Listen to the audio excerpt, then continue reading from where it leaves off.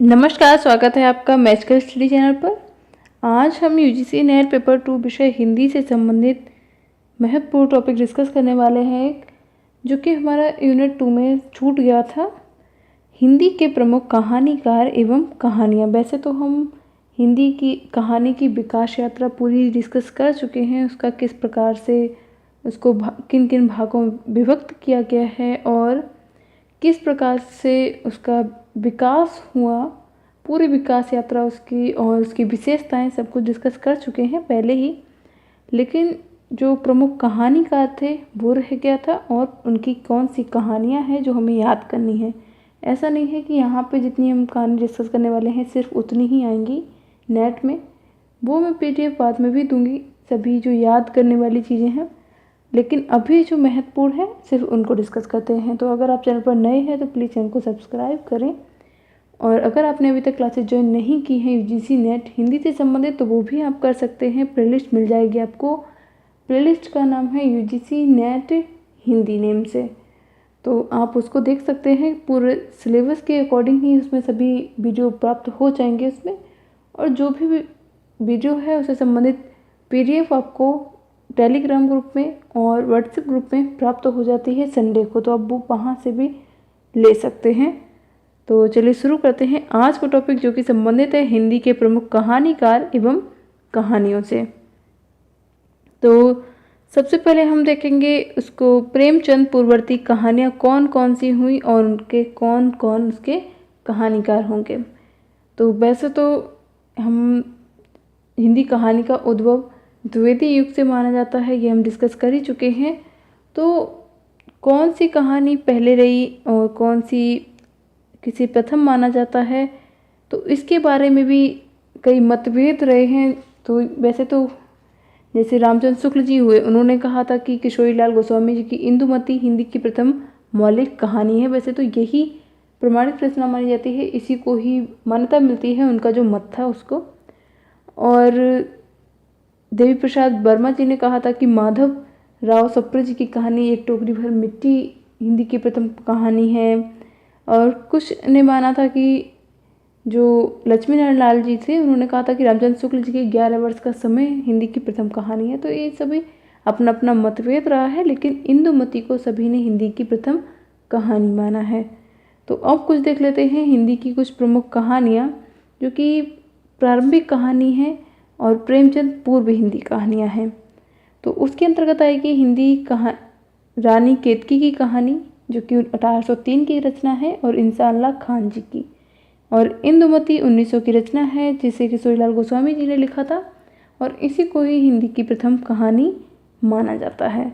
और 11 वर्ष का समय रामचंद्र शुक्ल जी की रचना है, जो कि 1903 में प्रकाशित हुई थी। और एक टोकरी भर मिट्टी ये 1901 की रचना है, जो कि माधवराव सप्रे जी की रचना है। और प्लेग की चुड़ैल भगवान दास जी की रचना है 1902 की। और दुलाई वाली है, इसको भी हिंदी की प्रथम कहानी माना है राय कृष्णदास जी ने। तो ये कहानी थी बंग महिला जी की, उन्होंने लिखी थी 1907 में इसको। और राजा भोज का सपना ये 1865 की रचना है, 1865 की सितारे हिंद जी की रचना है।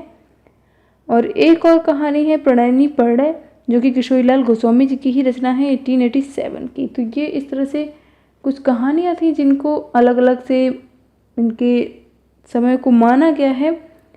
तो भगवान दास जी ने जो रचना लिखी वो प्लेग की चुड़ैल है, 1902 की रचना है। 11 वर्ष का समय 1903 की है। और सबसे पहले की रचना जिसे माना जाता है 1901 और 1900 के आसपास की जो रचना है, तो उसे किशोरीलाल गोस्वामी जी की रचना इंदुमती को ही माना जाता है, और यही मत सबसे सही है, सभी ने इसका ही समर्थन किया है। तो अब कुछ देखते हैं अन्य रचनाएं। तो प्रेमचंद युग की कहानियाँ कौन कौन सी हुई और उनके कहानीकार कौन से हुए। तो प्रेमचंद जी ने 1908 में प्रकाशित अपनी जो कहानी थी सोज़ेपतन, उसकी भूमिका पहली बार शॉर्ट स्टोरी पद के अर्थ में कहानी का प्रयोग किया था। तो ऐसा माना जाता है, डॉक्टर गोपाल राय जी ने लिखा था। तो देख लेते हैं प्रेमचंद युग की कहानियाँ कौन सी हैं। तो सबसे पहले हम बात प्रेमचंद जी से ही शुरुआत करेंगे। प्रेमचंद जी कौन थे, इनका मूल नाम था नवाब राय। और नवाब राय की पहली कहानी थी इश्क़े दुनिया व हुब्बे वतन। तो ये इस शीर्षक से प्रकाशित हुई थी 1908 में। और इनकी प्रथम कहानी संग्रह था सोजे वतन, जो कि 1908 में प्रकाशित हुआ था। तो ये दोनों ही याद रखें। तो ये सोजे वतन जो था 1908 में प्रकाशित हुआ जमाना प्रेस कानपुर से। तो सोजे वतन में ही हमारी वो कहानी आती है जो हमारे सिलेबस में है, दुनिया का सबसे अनमोल रतन। तो ये हमारे सिलेबस में है, तो वैसे आगे हम डिस्कस करेंगे जब कहानी आएंगी, लेकिन इसको ध्यान रखें। तो सोजे वतन के अंतर्गत वो आती है। उसमें 5 कहानियाँ संकलित थी। तो अब देखते हैं प्रेमचंद जी के नाम से इन्होंने कब से कहानियाँ लिखना प्रारंभ किया। पहले ये नवाब राय से नाम से लिखते थे। तो सोजे वतन जो था उसके प्रकाशन के बाद ब्रिटिश सरकार ने नवाब राय पर सेडिशन का आरोप लगाया था और उनके जो भी संग्रह हुए थे उन सभी को जब्त कर लिया था। तो सोजे वतन उर्दू कहानियों का संग्रह है और उसी में ही दुनिया का सबसे अनमोल रतन संकलित की गई है। तो इन्होंने फिर प्रेमचंद नाम से जब कहानियाँ लिखना प्रारंभ किया था तो वो कब से शुरू किया है वो देखते हैं। तो इन्होंने लगभग 300 कहानियाँ लिखी थी प्रेमचंद जी ने। तो इनकी प्रथम कहानी है बड़े घर की बेटी, जो कि 1910 में लिखी थी इन्होंने। लेकिन इन्होंने हिंदी भाषा में और देवनागरी की पहली कहानी इनकी शौत है, जो कि 1915 में लिखी थी। तो इन सभी में कंफ्यूज ना हो कि इनकी कौन सी कहानी प्रथम मानी जाए। तो हिंदी भाषा और देवनागरी की अगर पहली कहानी पूछी जाएगी तो शौत होगी, और प्रेमचंद नाम से पहली कहानी पूछी जाएगी तो वो होगी बड़े घर की बेटी। बाकी नवाब राय जी ने जो पहली कहानी लिखी थी वो इश्क़े दुनिया व हुब्बे वतन था। तो इन सभी में आप कंफ्यूज ना रहें। आगे देखते हैं इनकी कुछ कहानी संग्रह, जो कि है सप्त सरोज 1917 में प्रकाशित हुआ था, नवनिधि 1917 में, प्रेम पूर्णिमा जो कि 1918 की रचना है। ये कहानी संग्रह है सभी, ऊपर लिखा भी है इसमें।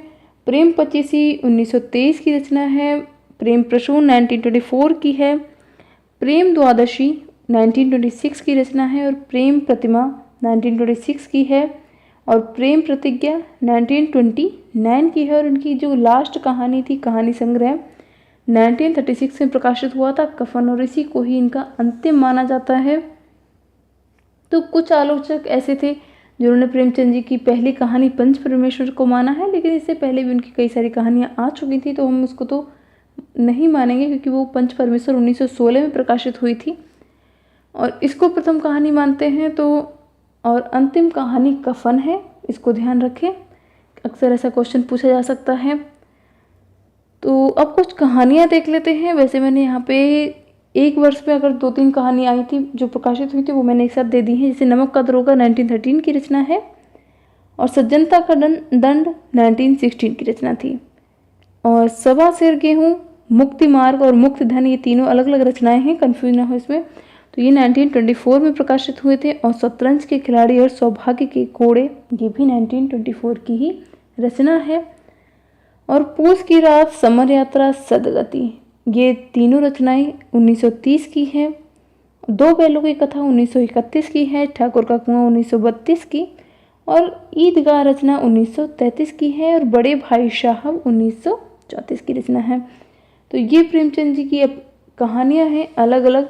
तो इनको जैसे ठाकुर का कुआं जो है, इसमें ऊंची और नीची जात का वर्णन किया गया है, जैसे कि ऊंची जात किस तरह से भेदभाव करती थी नीची जात से, तो उस समय की जो सामाजिक स्थिति उसको दर्शाया गया है। तो इनकी सभी कहानियाँ कुछ न कुछ एक सीख देती हैं। जैसे दो बैलों की कथा है, तो इसमें पशुओं की समझदारी को दर्शाया गया है और मनुष्य के प्रेम को दर्शाया गया है।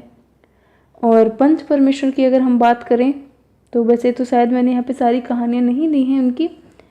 तो पंच परमेश्वर की बात करें तो वो भी कहानी बहुत अच्छी कहानी है, क्योंकि इसमें ग्रामीण जीवन दर्शाया गया है, किसानों की शहर दर्शाई गई है, और उनका जो स्वार्थीपन है उसको भी दर्शाते हैं। तो इनकी कहानियों का जो विषय रहता था वो समाज के से ही लिया जाता था। समाज में जो किस तरह का वातावरण रहता था, किस तरह की स्थिति रहती थी, चाहे वो पारिवारिक जीवन की समस्याएं हों या समाज शोषण हो, यही सब इनके विषय रहते थे। वैवाहिक जीवन पर भी ये काफ़ी, वैवाहिक जीवन की जो समस्याएं होती थी उन पर आधारित भी इन्होंने काफ़ी सारी रचनाएं लिखी हैं।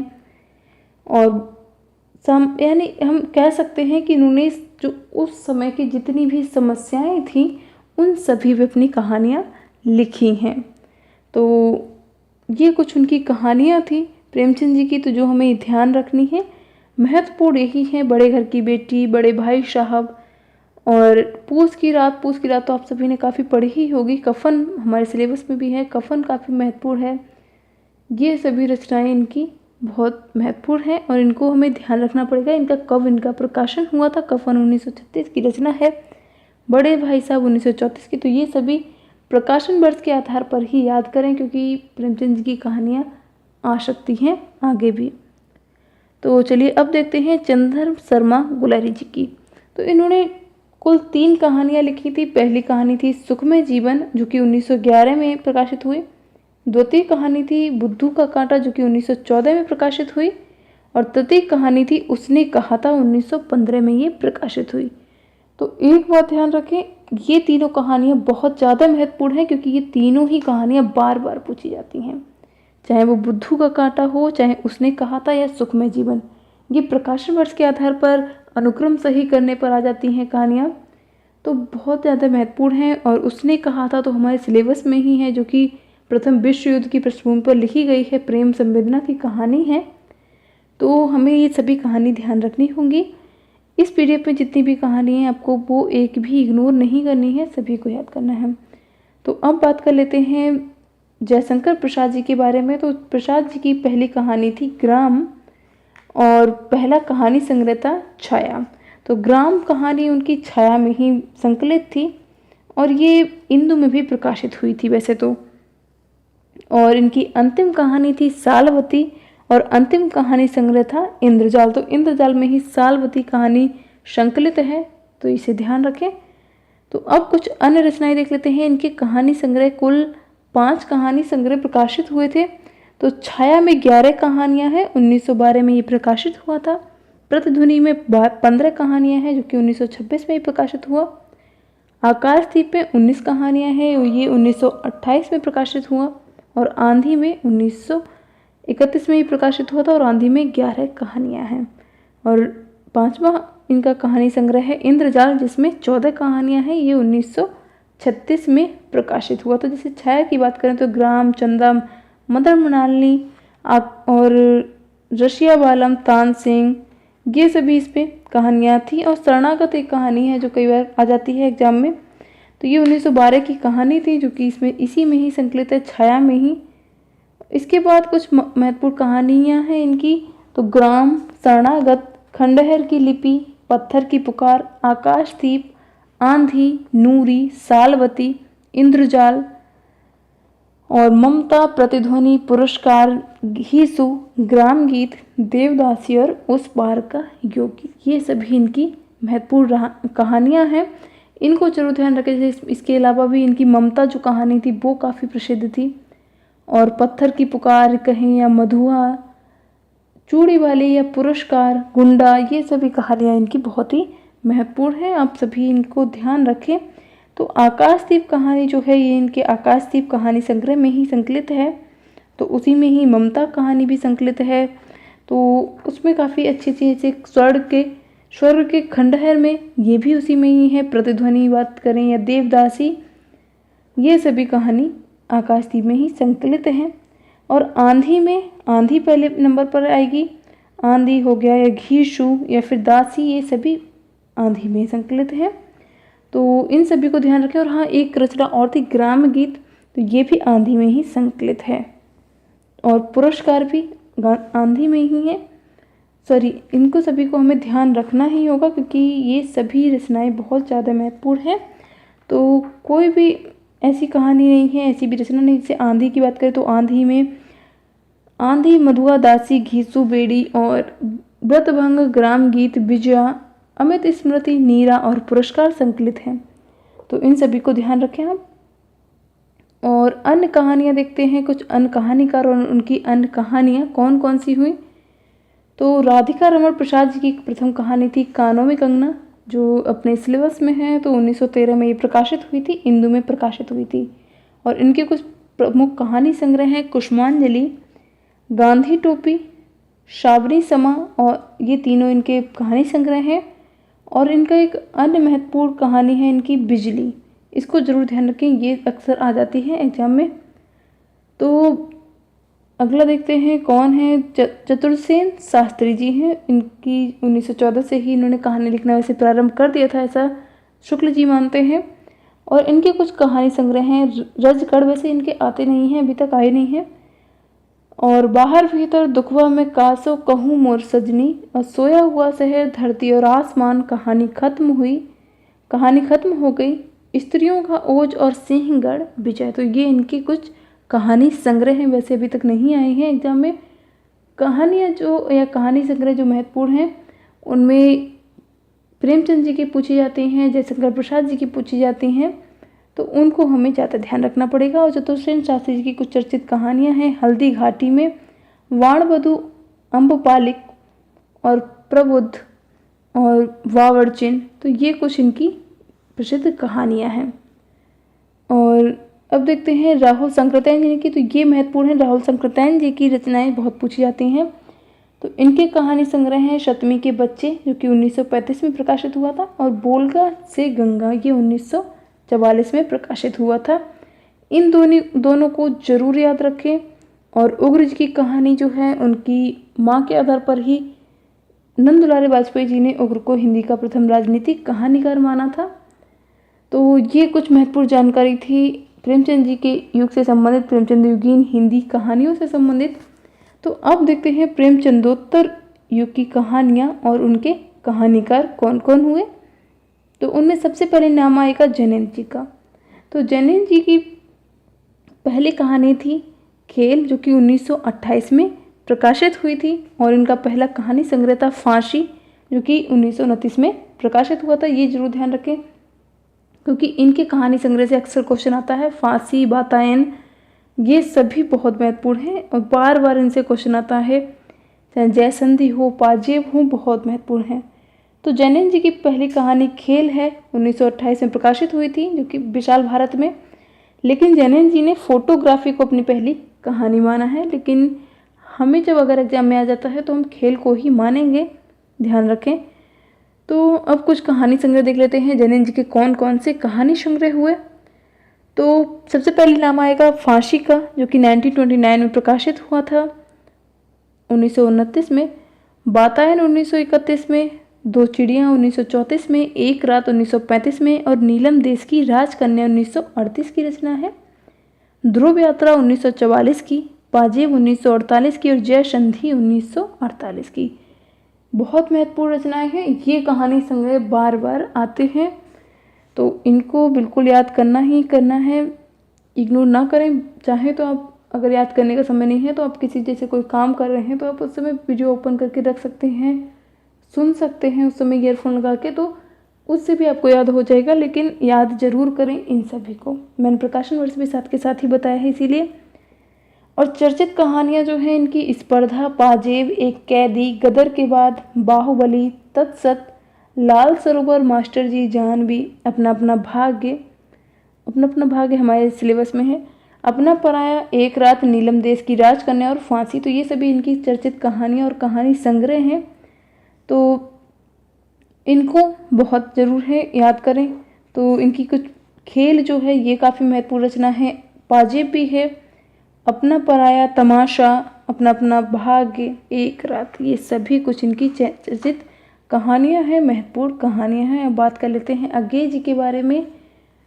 तो अज्ञेय जी, इन्होंने प्रथम कहानी लिखी थी जिज्ञासा 1929 में, और इनका प्रथम कहानी संग्रह था विपद का। इससे बहुत क्वेश्चन आते हैं। 1937 का ये कहानी संग्रह था।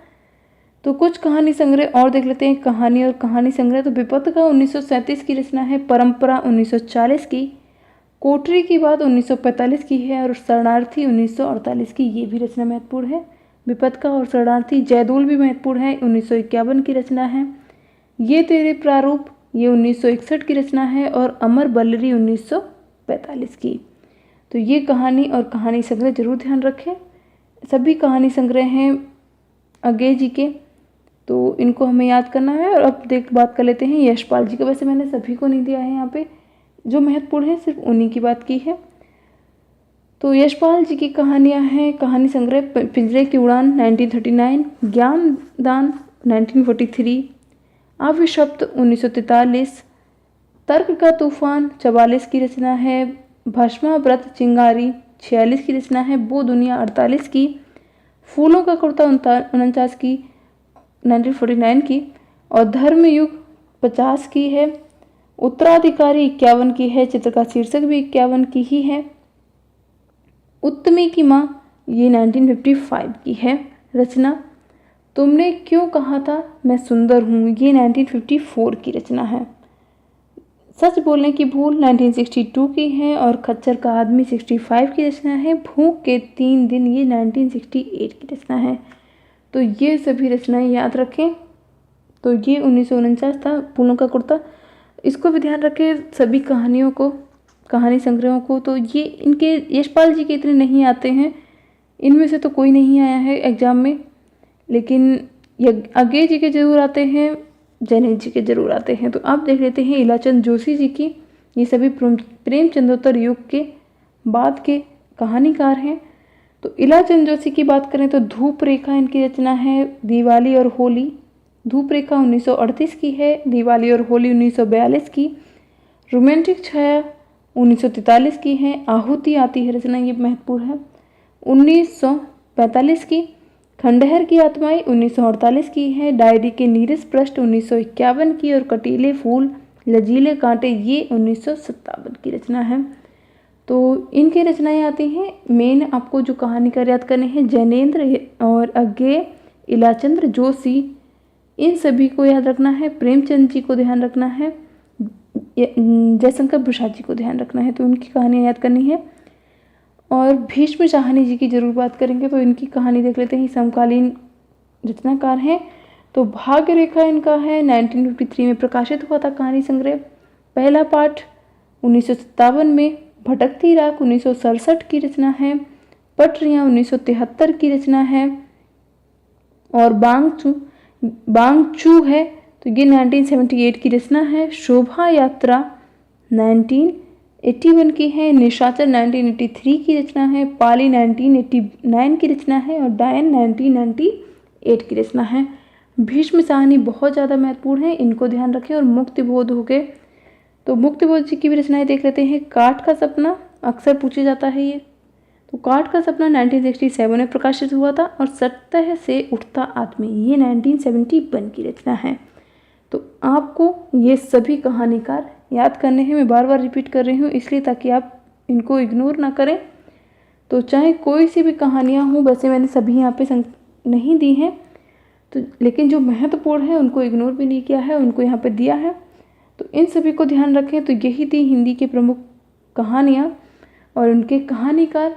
अगर वीडियो उपयोगी लगा हो तो प्लीज़ लाइक शुरू कर दें, और आप हमसे अन्य माध्यमों पर भी जुड़ सकते हैं। मैजिकल स्टडी सर्च करेंगे टेलीग्राम पर तो आपको वहाँ मिल जाएगा चैनल, और मैजिकल स्टडी ग्रुप डालेंगे तो आपको टेलीग्राम ग्रुप मिल जाएगा, तो आप वहाँ पे सर्च करके ज्वाइन कर सकते हैं। तो वीडियो देखने के लिए, हमसे जुड़ने के लिए बहुत बहुत धन्यवाद। आपका दिन शुभ हो।